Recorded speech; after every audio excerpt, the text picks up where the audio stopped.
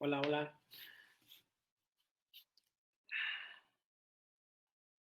De acuerdo.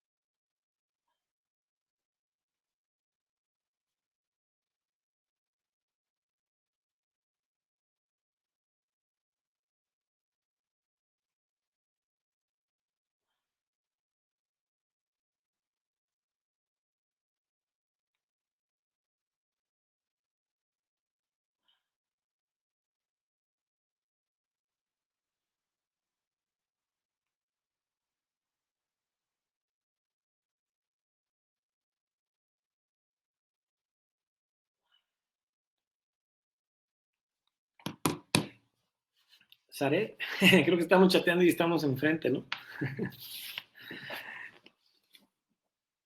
Voy a hacer una prueba de lo que falló la vez pasada. Lo que pasa es que, mira, al momento de compartir,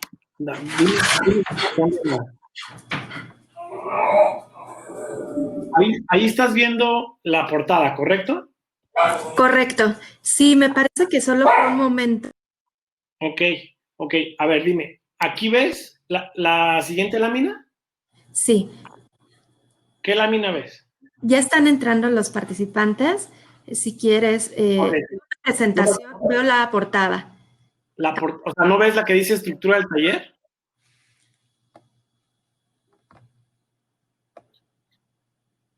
No, veo la que dice incidencias en políticas públicas. A ver, dale clic. Ok. No, sí, no puedo. No, o sea, yo sí veo la siguiente lámina, pero no pasa nada. Me la aviento así. Me la aviento así, ¿de acuerdo? Ya se ve. Es que creo que tarda un poquito. Sí, lo que pasa, pero como no está en modo presentación, pero no pasa nada. Digo, no pasa nada que vean ahí mis notas. No pasa nada. Listo. Ya hay participantes ahorita, veo. Perfecto. Damos unos minutos y ya iniciamos.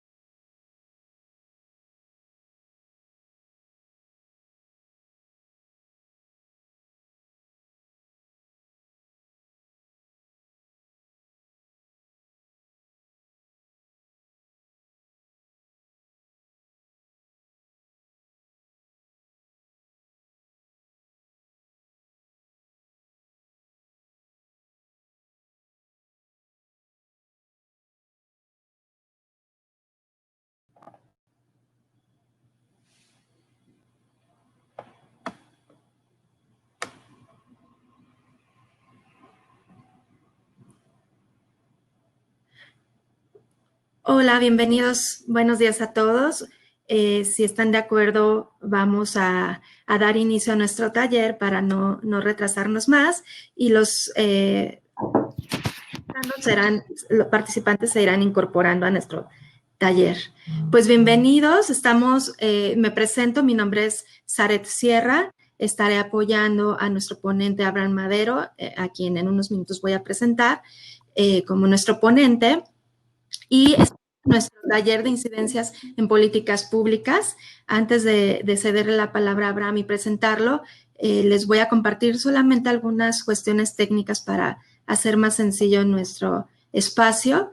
El taller va a tener una duración de 1 hora, 40 minutos en la que Abraham nos va a estar tallereando este interesante tema y daremos un espacio para dudas y preguntas. En él podrán, en la parte del lado derecho está el chat de la sesión. Ahí podrán integrar sus preguntas para que las podamos compartir con Abraham al final, o bien podrán tener también la opción de pedir acceso a la pantalla para prender su cámara y audio, si es que así lo quisieran hacer, sino con la parte del chat.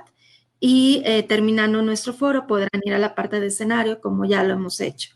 En la pantalla aparecemos ahorita Abraham y yo y la presentación. Si quieren ver la presentación más grande, le dan doble clic en donde está la presentación y podrán verla más grande que las otras pantallas. Y bueno, y sin más preámbulo, doy la bienvenida al maestro Abraham Márquez. Él es licenciado en Derecho y maestro en Derecho Constitucional por la Universidad Panamericana, especialista en Derecho Constitucional por la Universidad de Salamanca, España. Cuenta con estudios de Derecho comparado por la Universidad de Michigan State en los Estados Unidos de Norteamérica.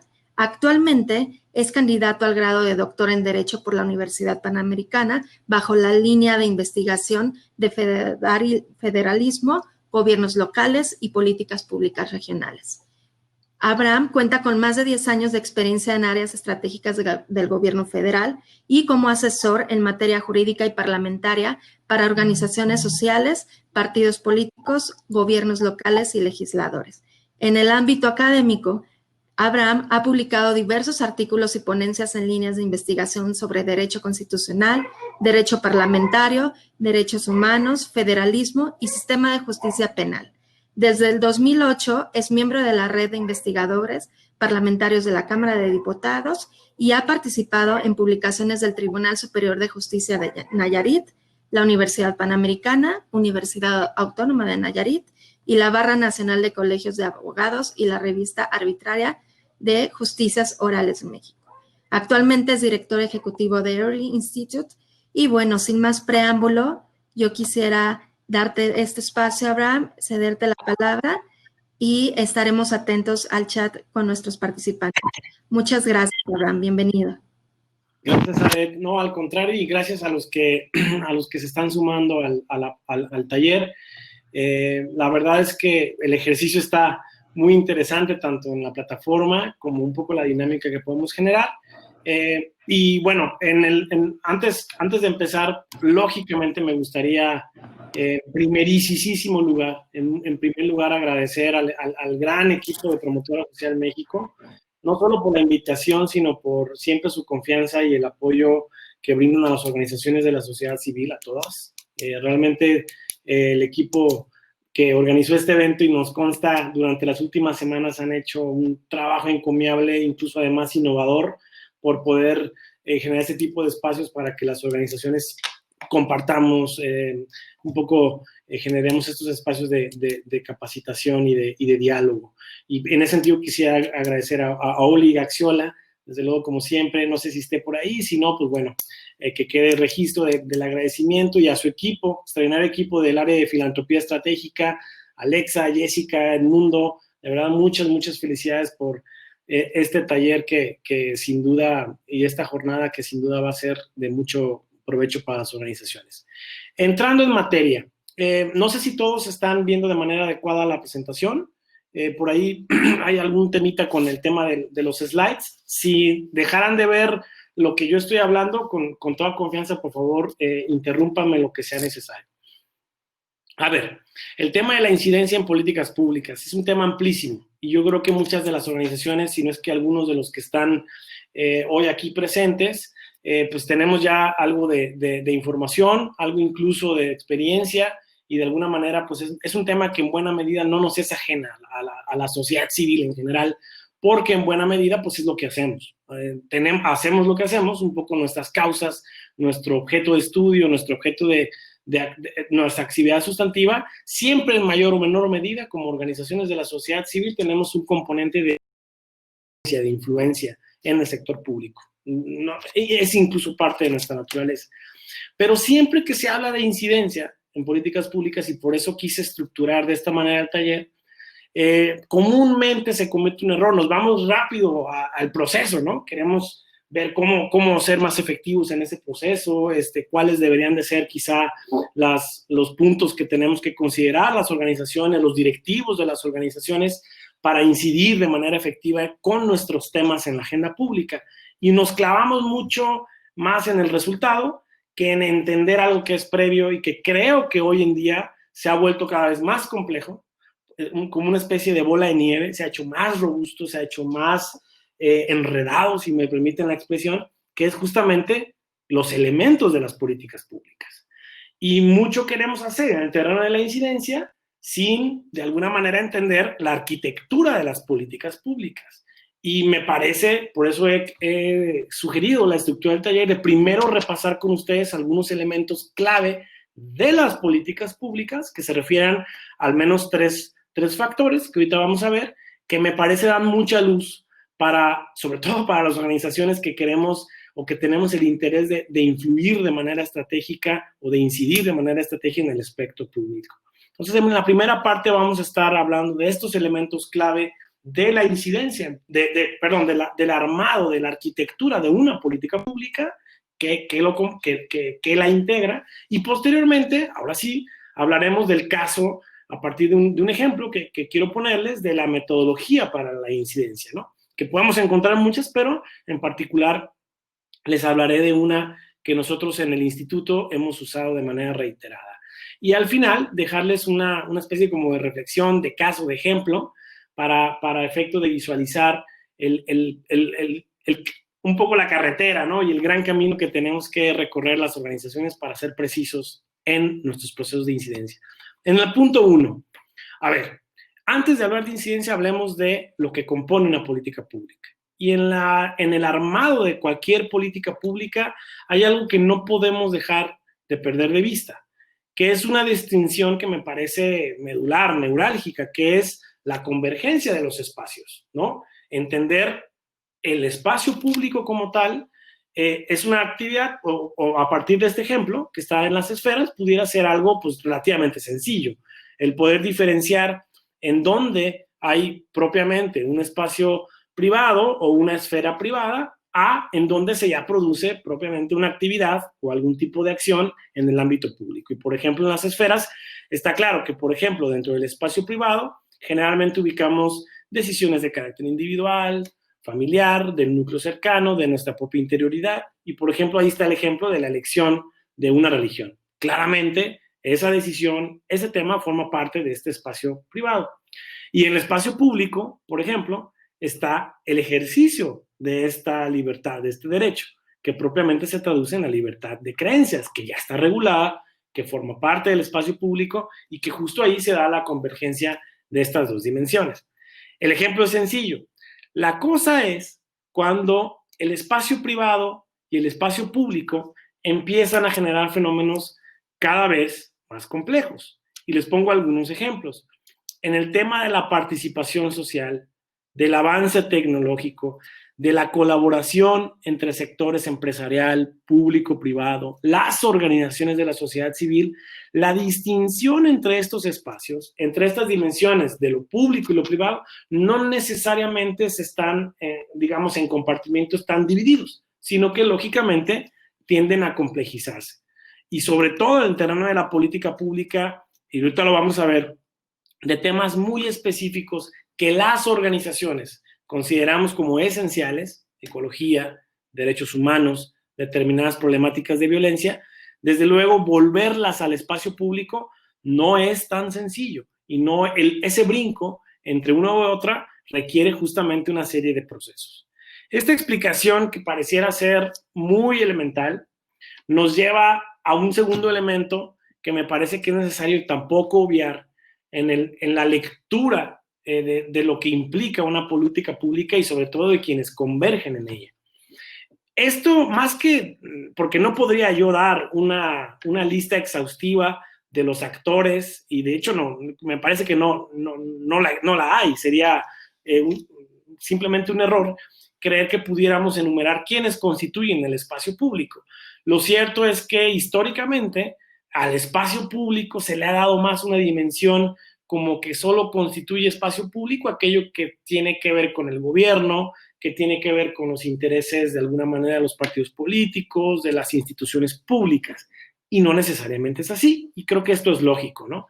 En la lámina están, de alguna manera, en negrita, dos ejemplos que quiero utilizar, que es, por ejemplo, actores que comúnmente, pues sí, forman parte del espacio público porque tienen una función social, pero no necesariamente se les concibe como parte del espacio público. A manera de ejemplo, por ejemplo, el sector académico, ¿no?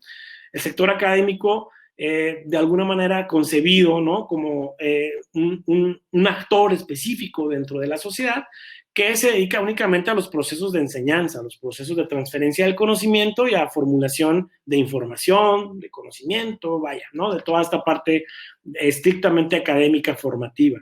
Pero muchas veces el sector académico, en materias específicas, en comunidades científicas, en comunidades jurídicas, en ciencias sociales, no se diga en el ámbito tecnológico, los que ponen en la mesa los temas de la agenda pública. Y ahorita vamos a entrar a esa construcción.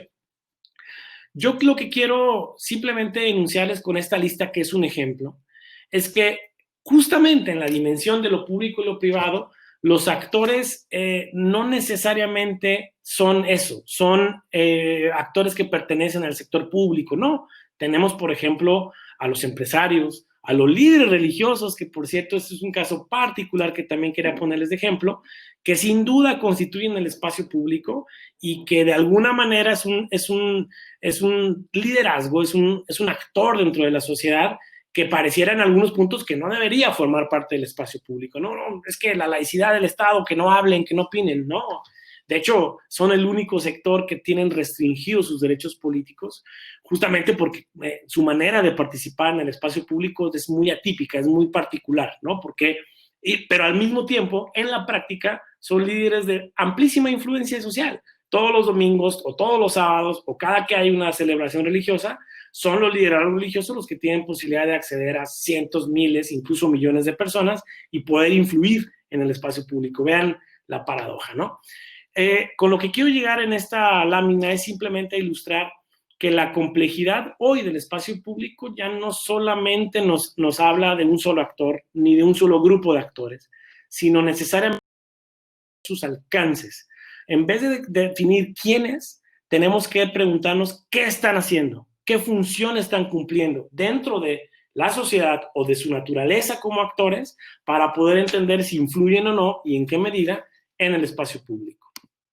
Y viene un siguiente elemento, justo en el terreno de poder entender lo que es propiamente el proceso de formación de una política pública, que es, bueno, ya tenemos los espacios, hay algunas, podemos entender la interacción entre los actores, y bueno, propiamente, ¿en qué momento va a ocurrir la formulación de una política pública? Lo primero es tener un problema, que no necesariamente el problema debe tener una función negativa.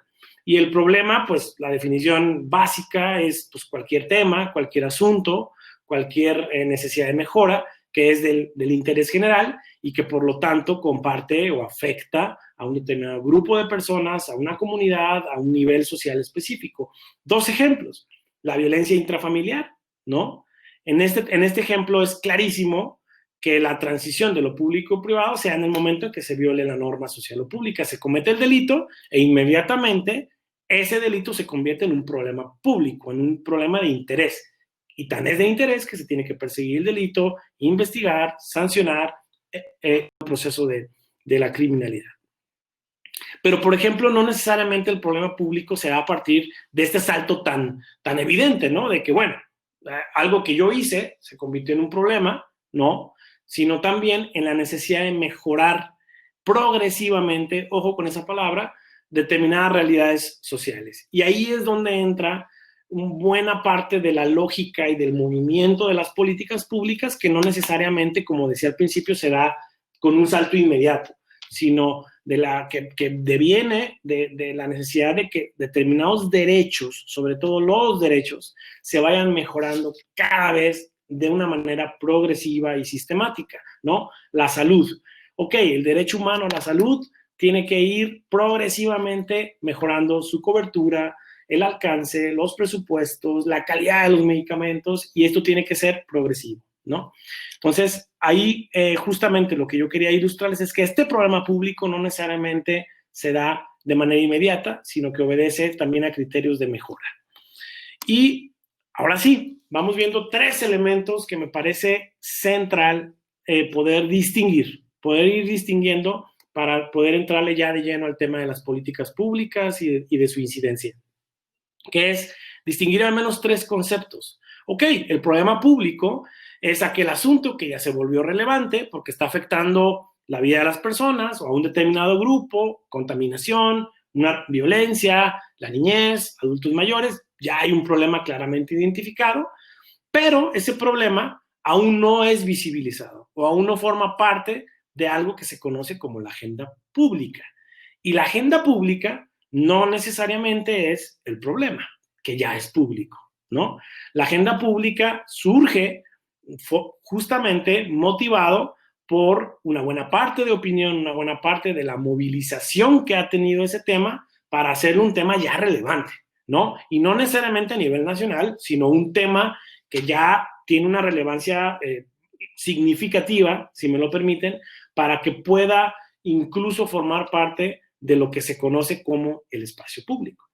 Y de ahí viene el tercer nivel, que es que esa agenda pública, que esa, digamos, bandeja de temáticas que son un problema y que ya están en el interés colectivo, que ya han sido visibilizados, formen parte de los intereses de las instituciones públicas o de las instituciones de gobierno, que no necesariamente, y lo vamos a ver, son el Ejecutivo o los gobiernos en turno, sino los legisladores, el Poder Judicial, los organismos autónomos, etcétera, ¿no? El tema que yo quiero de alguna manera hacerles ver, y lo vamos a ver más adelante, es que en la formación de este proceso no necesariamente es continuo, o sea, no necesariamente es consecutivo de primero el problema, luego se hace público y luego el gobierno interviene porque compró un determinado asunto porque lo recogió como parte de sus prioridades.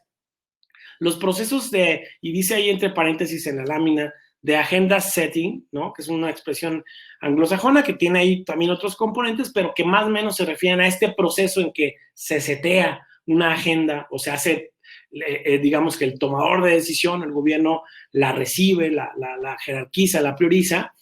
No necesariamente es consecutivo, me refiero a lo siguiente, a que hay veces que el actor de gobierno es quien coloca el problema, o el que lo define, o el que lo concibe, o el que de alguna manera lo plantea. Por ejemplo, desaparecer un aeropuerto. Ok, el gobierno fue quien vio un problema en ese aeropuerto, no vamos a entrar en esos terrenos, fue una decisión evidentemente del gobierno y plantea un problema en una determinada decisión administrativa, financiera, presupuestaria y de inversión pública, ¿no? El gobierno es quien hizo el tema del interés público, hizo una visibilización del tema a partir de su determinado diagnóstico y su opinión de alguna manera de esa temática del aeropuerto de la Ciudad de México y construyó una dimensión del problema. Ahí nosotros como organizaciones tenemos que ser en cada asunto, y volviendo un poco al terreno nuestro, muy claros de ver cómo se está de alguna manera seteando o de alguna manera formulando, ahorita vamos a entrar a ese terreno y a esa definición, este proceso de las políticas públicas. Porque, insisto, hay veces que no es tan claramente identificado de, bueno, hay un problema, luego la colectividad o una ONG lo visibilizó, luego el gobierno lo hizo grande. Hay veces que es al revés. El gobierno lanza un tema, la sociedad reacciona y este círculo, de alguna manera, lleva a otras complejidades. Pareciera todo esto muy lógico, pero en el momento en que las políticas se implementan y se formulan, es donde tiene ya un tema relevante, incluso ya para el terreno de la incidencia. Y justo aquí entramos al proceso de las políticas públicas. Definido el espacio, visto los actores y visto que existen tres cosas distintas que denominamos problema, agenda pública y agenda de gobierno, y que estas tres cosas pueden interactuar de manera simultánea y no necesariamente secuencial, vienen tres momentos en donde una política pública nace, se implementa y lógicamente en el terreno más ideal es que esta política pública se pueda llegar a evaluar. Pero en las tres fases clave que me parece son muy claras, incluso también en la vasta literatura que existe en el tema, son la etapa de la formulación de esa política pública, su implementación y su evaluación. Ok, en la formulación, justamente lo que ya apuntábamos, ¿no? La formulación es un momento clave, porque es la génesis de la política pública, es como surgió. Y ahí, si me permiten la expresión, de la manera como nazca la política pública, la manera como se refina el problema o como se logre de alguna manera incorporar ese problema a la agenda de gobierno, de ahí se va a determinar prácticamente todo. Y si me permiten, el ejemplo es como la crianza, ¿no? De los niños. La manera en cómo desde los primeros años de vida de los pequeños se les forma, se les brindan las herramientas cognitivas, pues de esa manera se determina buena parte de su desarrollo hasta la etapa adulta. Punto. Eso dice la ciencia.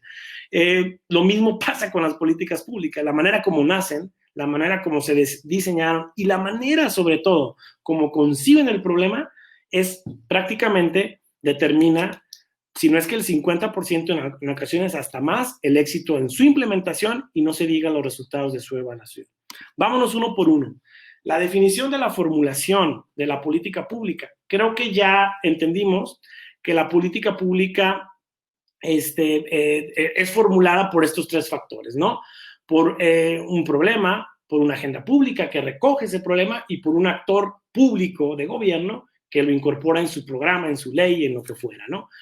Aquí yo quiero, más que hablarles de esta definición, ponerles un ejemplo de cómo justamente este proceso que yo les decía que es secuencial puede dar lugar a políticas públicas que partan de una formulación inexacta o partan de una formulación, desde mi punto de vista, deficiente, que predestinan los resultados y la implementación.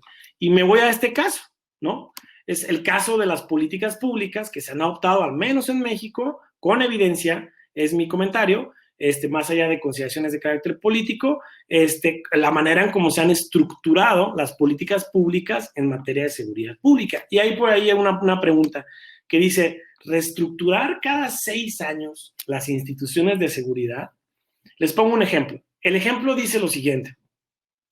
Durante los últimos casi 18 años, de 2006 a la fecha, ha habido otras etapas, pero de 2006 a la fecha, cada sexenio, cada gobierno que hemos tenido, ha reestructurado, ha rehecho, incluso ha desmantelado el área de seguridad pública a nivel federal, que tiene la coordinación a nivel nacional de toda la estrategia de seguridad pública y que desde luego incide en esa política pública, en la manera en cómo se combate, se persigue, de alguna manera se generan las capacidades tanto policiales como de investigación de los delitos, punto, ¿no? Y de justicia. Entonces, cada 6 años, lo que hemos venido observando en México es que llega un gobierno y uno crea la Policía Federal y la otra de muchas atribuciones. Invierte recursos, crea áreas, trabaja. Luego llega otro gobierno y desaparece la Policía Federal o crea la Secretaría, la desaparece y crea una comisión de seguridad, ¿no? Con otras capacidades, con nueva inversión, con otras prioridades y con otro programa. Luego llega este último gobierno y desaparece la comisión y luego vuelve a crear una secretaría con otro tipo de capacidades, con otros presupuestos, con otra lógica. Y uno podría decir, bueno, los gobiernos tienen la libertad de decidir cómo quieren organizar sus áreas de seguridad, punto. Pero ojo, esa es una decisión de política pública, no es una decisión que debería pasar solamente por el terreno político. ¿Y qué es lo que ha pasado? Que en los últimos 18 años los índices de criminalidad en el país han sido sostenibles con tendencia a la alta prácticamente en todos los rubros, salvo en muy contadas excepciones se han visto tendencia a la baja, y hoy observamos los índices de criminalidad más altos en la historia de México. Ustedes dirán, la política pública de crear o de desaparecer o de modificar el área que por ley tiene a las áreas la responsabilidad de dirigir la política pública en materia de seguridad, ha tenido esta repercusión.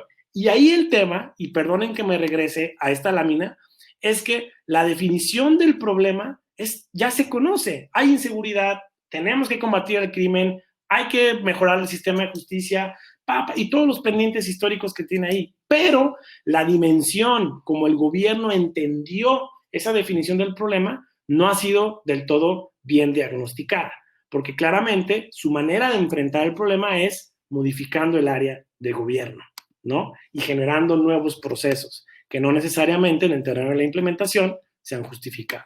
Este ejemplo nos sirve para hablar rápidamente pues, de cuestiones lógicas, ¿no? Que me parece que como organizaciones muchos ya tenemos de una manera clara cuando queremos de alguna manera incidir en la formulación de una política pública. La verdad es que todas las políticas públicas deben de contar con los criterios básicos que incluso en cualquier ejemplo de llevar a cabo un proyecto, incluso en la economía familiar, en invertir, pues se requieren, que es contar con los recursos para que esto ocurra. Las políticas públicas es igual. Las alternativas para que sean correctamente formuladas, diseñadas o creadas, deben de tener algunos criterios, algunas alternativas, y esto es que cuenten con capacidad suficiente para ser implementadas. Ahorita lo vamos a ver con otro ejemplo, ¿no? Y deben de proponer soluciones viables, tanto desde el punto de vista de su implementación como desde el punto de vista político. Volvemos al ejemplo de los aeropuertos, ¿no? Ahí valdría la pena dejar en la mesa qué tan viable era esa solución desde el punto de vista de la formulación de la política pública, ¿no? Y justamente en el momento en que se diseña y se planea una política pública, a veces está clarísimo el problema, ¿no? Esto de la seguridad, está clarísimo, es un problema que nadie duda y nadie hemos dejado de observar que está. Y está claro, y lo podemos leer en los planes y en los programas de desarrollo, de seguridad y todo, pues están muy bien definidos los objetivos, ¿no? Yo leo los programas y digo, wow, está muy bien. Hay veces que las políticas públicas están sobrediagnosticadas, está clarísimo qué es lo que se tiene que hacer, pero ¿qué es lo que falla? El último componente. Falla dentro de su diseño y de su planeación, falla justamente, digamos, la definición. Y permítanme el burdo ejemplo, pero siempre los mexicanos decimos que a quienes nos gusta el fútbol, que México en los mundiales siempre lo que le falta es definir, ¿no? O sea, siempre nos quedamos ahí y no definimos. Algo así pasa a veces también en las políticas públicas. Están muy bien hechas, muy bien definidas, están bien estructuradas, están bien de alguna manera diseñadas, pero falta la definición, que es el punto más, no digo relevante, pero es el punto donde se prueban, ¿no? Un plan de acciones, contar con cronogramas, recursos humanos, presupuesto, que me parece que es lo más importante.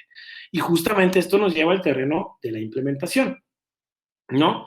Hay veces que las políticas públicas se diseñan, se define el problema, se hacen de la agenda pública, el gobierno de alguna manera las instrumenta, las instituciones públicas las instrumenta, las echan a andar, pero hay en su implementación factores que no necesariamente hacen de esta implementación un proceso secuencial. Y ahí es cuando las políticas públicas entran a un terreno pues de prueba-error, de aprendizaje y de alguna manera pues de sostenibilidad, ¿no?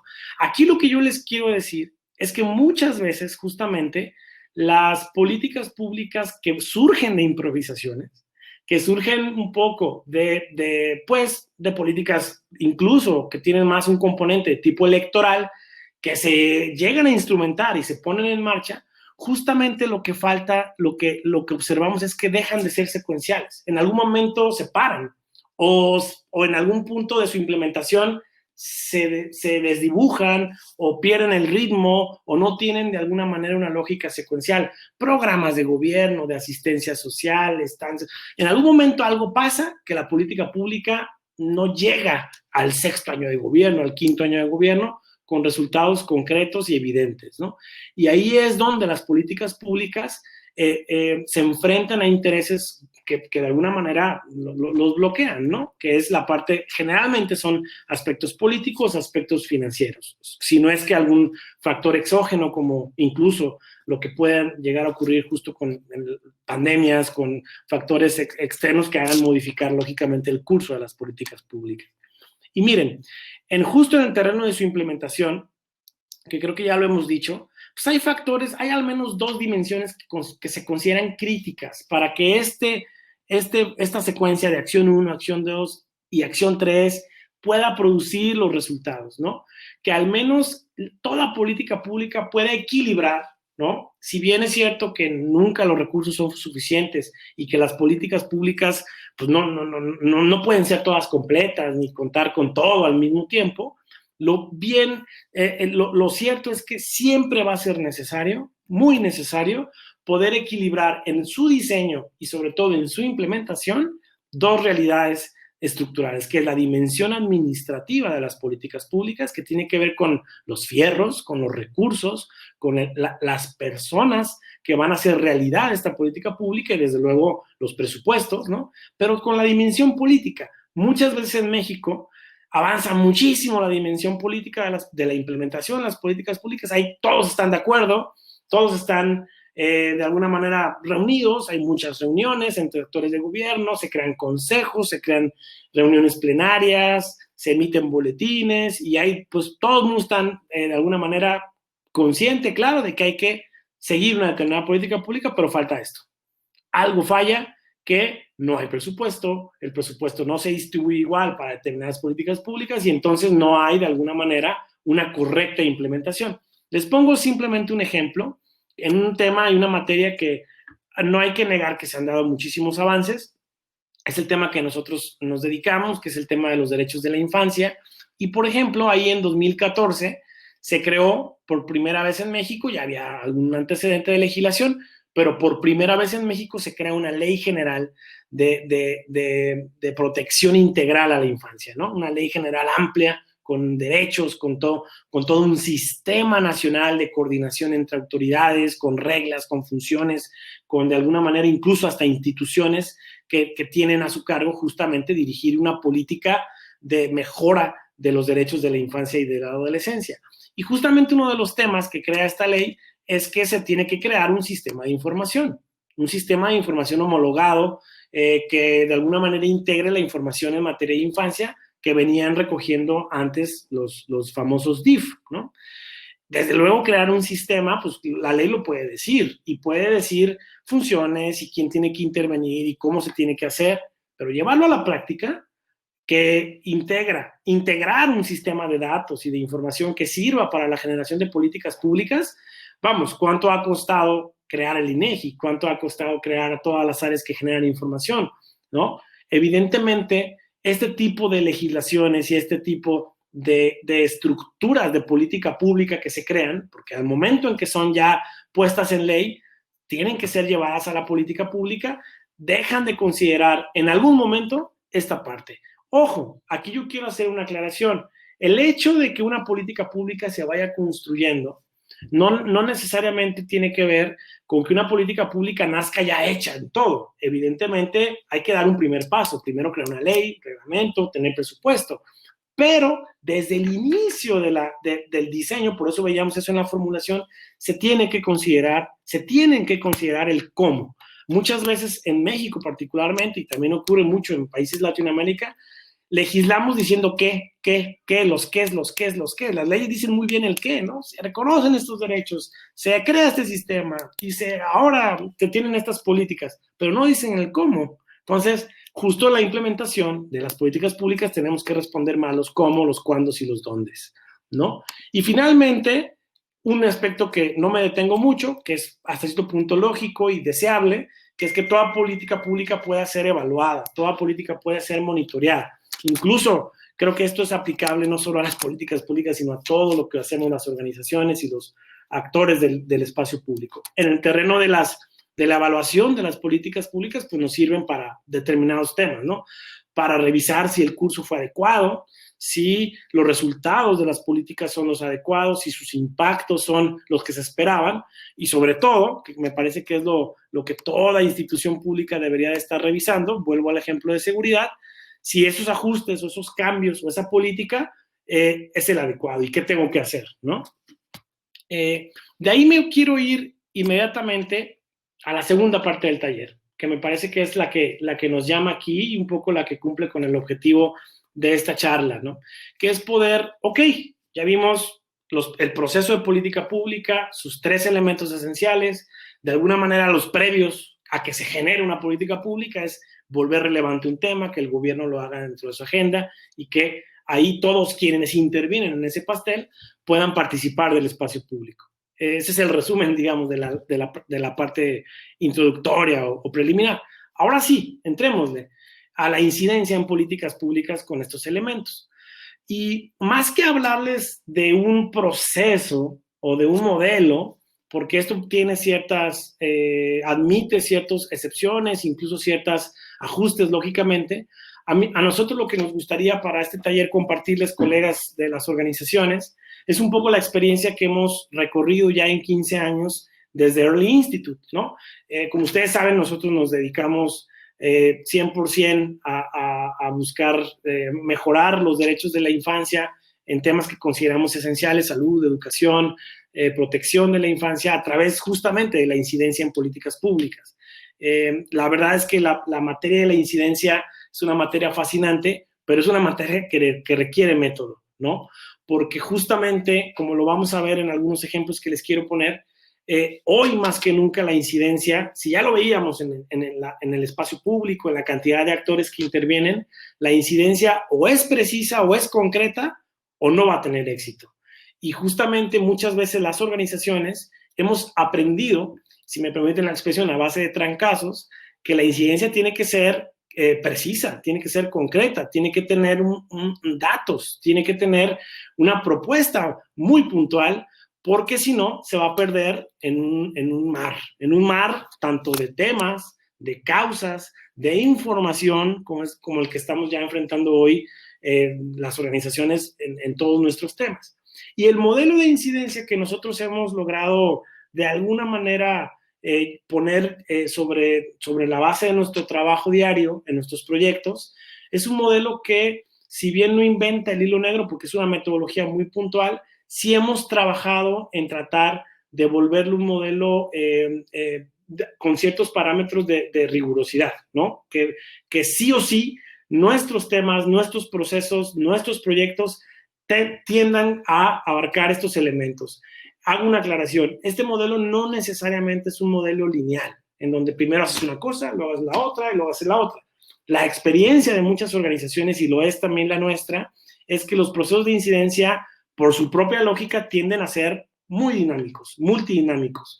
Y muchas veces estos procesos tienden a tener saltos, a tener adecuaciones, que es normal que así ocurran.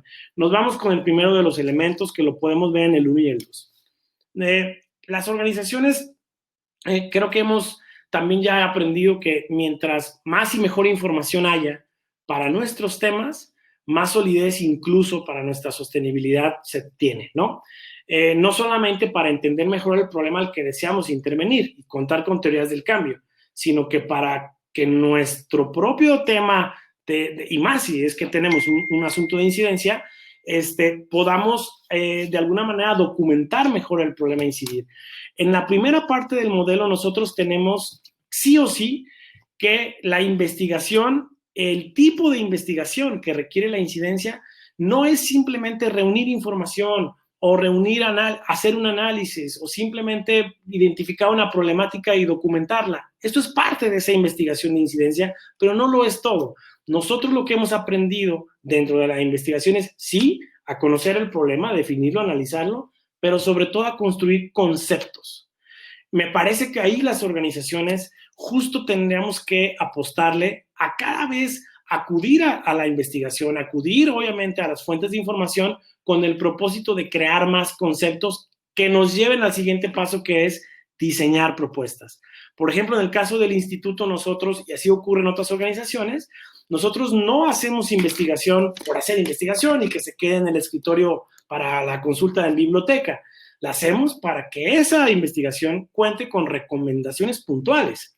¿Y qué hago? ¿No? Y si el policymaker llega un informe, lee el informe, lee nuestros reportes, sepa qué es lo que tiene que hacer o qué es lo que nosotros sugerimos y ponemos en la mesa como cursos de acción. Y ahí, en nuestro modelo de incidencia, buscamos que la investigación no aparezca aislada, sino que sí o sí se generen recomendaciones. Y generar recomendaciones a veces no es tan sencillo, porque mucho las organizaciones a veces queremos comernos los temas, ¿no?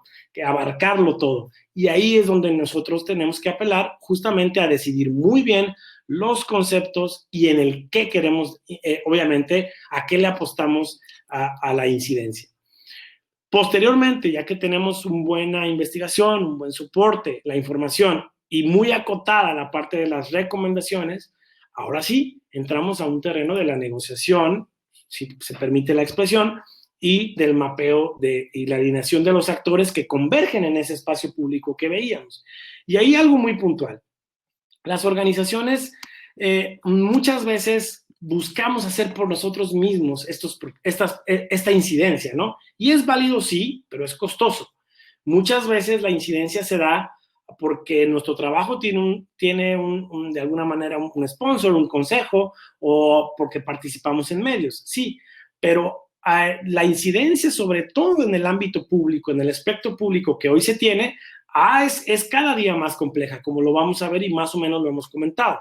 Por lo que, al menos en el proceso 3 y en el proceso 4, nosotros hemos observado que las organizaciones tenemos un gran potencial en la necesidad de identificar los actores y sobre todo las agendas de estos actores que nos permitan dar tiros de mayor precisión y poder llevar esas propuestas a un terreno de negociación cada vez más preciso y con quien realmente tenga la posibilidad de negociar.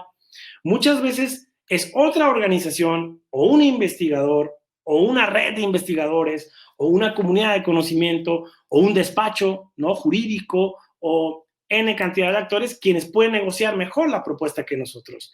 Y eso se identifica en la medida que los mapeos y que la alineación de agendas se sepa, se lea de manera correcta. Este proceso no es para nada sencillo, porque como lo vamos a ver y lo hemos dicho, el espacio público hoy ya es cada vez más complejo. Aquí la recomendación es que cuando las organizaciones quieran incidir, quieran llevar sus propuestas, miren alrededor, tengamos visión periférica. Hay organizaciones que ya están en ese terreno, que ya tienen experiencia en el tema, y actores que se encuentran mejor cualificados para entender esta parte porque, insisto, es un tema de costos y es un tema de tiempos al final del día. El cabildeo es como tal una organización, una función, disculpen, que no está del todo, que ha sido de alguna manera regulada de una manera muy particular para el caso de las organizaciones y que tiene que hacerse con ciertos parámetros y ciertos procesos incluso regulatorios.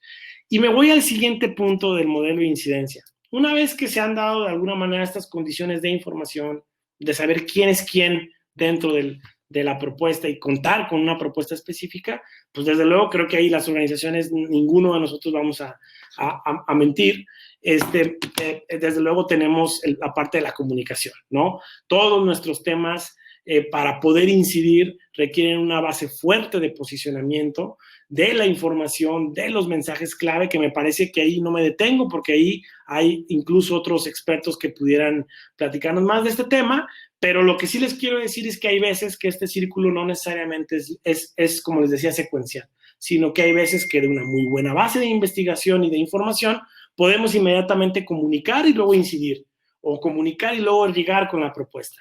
Lo cierto es que al menos estos procesos sí requieren, como les digo, una inversión, estrategias específicas e incluso la habilitación de equipos especializados para ello. Nosotros lo hemos aprendido a base de la propia experiencia, al menos en 15 años, de que es necesario ir especializando cada vez más cada uno de estos puntos. Y me dicen que estamos sobre el tiempo, voy a tratar de acelerar. Quiero cerrar estas últimas 2 láminas, colegas, con un ejemplo al que nosotros en Early Institute le tenemos mucho cariño, porque es uno de los temas que, a nuestro juicio, mejor ilustran el camino, el recorrido que hace una política pública desde que es ideada, desde que es formulada, desde que se coloca como problema hasta que se implementa, incluso hasta que llega al terreno de evaluación. Y a grandes rasgos les platico que uno de los temas que definen de manera más extraordinaria el trabajo de Early Institute, de su comité consultivo, del equipo que hace 15 años fundó la organización, de nuestra directora general y del equipo de investigación, es el tema de cuidados paliativos, un tema de enorme sensibilidad humana, social, que pone en el centro pues, los derechos de los enfermos, de las personas que están en situación terminal. Hace ya más de una década pues, no había prácticamente ni una letra en la legislación de este tema, ¿no? No había, por lo tanto, no había políticas públicas en esta materia, de cuáles son los derechos que les asisten, cómo se les brinda atención médica, obviamente toda la parte de la atención médica paliativa, que es todo el mundo y es un tema muy, muy amplio. Se generó en primera fase la primera investigación, se hizo un correcto mapeo de actores de quién era quién en la ciencia, en el sector médico, los hospitales a nivel nacional e internacional, y se logró incidir en un primer momento, y ahí venía como a los peldaños, en la primera ley. En la primera ley general, en la primera capítulo, vamos, dentro de la ley de salud, en donde se reconocieron, en primer lugar, reconocer los derechos, nombrarlos, ¿no? ¿A qué tienen derecho los enfermos en situación terminal? Logramos crear este capítulo y después la política pública, que empezó siendo legislativa, fue avanzando hacia un terreno ya de implementación. Se participó en la elaboración del reglamento, en la elaboración de las NOM, que se emitieron en su momento en el tema, en algunas legislaciones locales, hasta hace un par de años, y ese es un poco lo que les quiero ilustrar. Participamos en lo que está en pantalla, que es ya una guía práctica para que se describa la infraestructura, las necesidades de infraestructura, de capacitación, incluso los requerimientos básicos, mínimos, indispensables de presupuesto que en todas las redes hospitalarias de los sistemas de salud se deben de contemplar para implementar la política pública de atención médica paliativa, ¿no? El tema que les quiero compartir es que es un tema largo, es un tema complejo. Hay veces que las políticas públicas son puntuales y se logra pasar quizá estas fases de una manera más rápida, pero por lo general, sobre todo cuando son políticas públicas amplias, se observa que no solamente se agotan con un tema. Muchas veces las organizaciones nos quedamos aquí, o nos quedamos al menos acá, ¿no? Pero como vimos que se comportan las políticas públicas y se tienen que llevar a la práctica, nos parece que el acompañamiento y el recorrido y el posicionamiento de una determinada política pública es algo que requiere tiempo y que requiere cierta paciencia por parte de las organizaciones. Y por último, porque nos quedan 2 minutos para cerrar, de este tema me gustaría únicamente enfatizar en esta radiografía que el pastel es amplio, colegas. El pastel es amplísimo, es vastísimo, y hoy la incidencia no tiene una sola respuesta. Cuando las organizaciones queramos decir, oigan, yo quiero incidir, más bien hay que preguntarnos, sí, el qué, desde luego, definir objetivos, diagnósticos y todo lo que ya vimos, pero sobre todo el cómo, el dónde, el cuándo. Los abogados decimos las circunstancias de tiempo, modo y lugar. Ese es un tema clave para poder determinar el éxito de la incidencia. Y les pongo rápidamente un ejemplo. Hoy, al menos en México, dado todo este pastel que ven de posibilidades de incidencia a nivel nacional, en los estados, incluso en la regulación de los pueblos y comunidades indígenas, aquellas organizaciones que trabajen con estos sectores, los municipios, la federación, en todo este pastel, sobre todo en las materias que se han vuelto materias neurálgicas, materia de derechos humanos, de educación, de niñez, de seguridad, se están creando sistemas de coordinación, se están creando sistemas nacionales a través de estas leyes generales que están en rojo, que justamente lo que están volviendo es más complejo la manera en poder leer en dónde incidir. Y ahí la recomendación, colegas de las organizaciones, y de hecho era una pregunta del taller anterior, era, oigan, es que se está creando mucha legislación, ¿cómo le hacemos? Vemos un desorden. Es mientras como el pastel es amplio y de alguna manera los actores son vastos, como ya vimos, las organizaciones debemos de aprender a ahorrarnos esos caminos. Y ahí, sin lugar a dudas, incluso por un tema de economía, debemos de ser muy selectivos con la manera como queremos echarnos al ruedo de la incidencia. Me parece que hoy en día las organizaciones tenemos que mirar más hacia el colectivo, a acudir, como yo les comentaba, a las otras organizaciones que estemos trabajando de alguna manera con estos procesos para generar sinergias en ese sentido. A veces menos es más y las organizaciones tenemos que trabajar con cuestiones muy puntuales dada la complejidad de esta radiografía. Tan solo de esta radiografía pudiéramos dar un par de talleres. No me voy a detener en razón del tiempo. Me gustaría terminar aquí la charla, acabando obviamente agradeciendo la paciencia. Es un tema bien complejo, bien amplio, pero espero haber sido claro y de alguna manera haber abarcado los aspectos centrales que comprenden tanto la parte de políticas públicas como la necesidad de ser precisos en nuestros procesos de incidencia.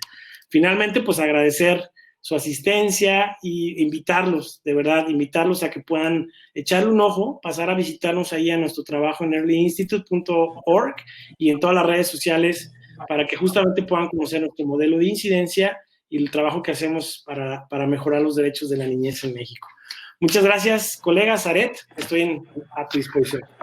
Muchas gracias, Abraham. Gracias por compartirnos este gran conocimiento y toda tu experiencia. Sin duda es un tema que como organizaciones de la sociedad civil debemos prestar mucha atención y sobre todo, como en el taller anterior nos decían, a veces no estamos del tanto enterados de cómo debemos hacer este proceso, entonces será de gran ayuda. Gracias. Gracias también a todos nuestros participantes por haber estado y acompañarnos en este interesante tema. Los invitamos a que ya acudan al escenario para seguir con nuestras actividades, no sin antes agradecer toda su participación. Gracias, Abraham. Gracias a todos. Al contrario, gracias y felicidades al equipo organizador. Muchas gracias. Así es, gracias.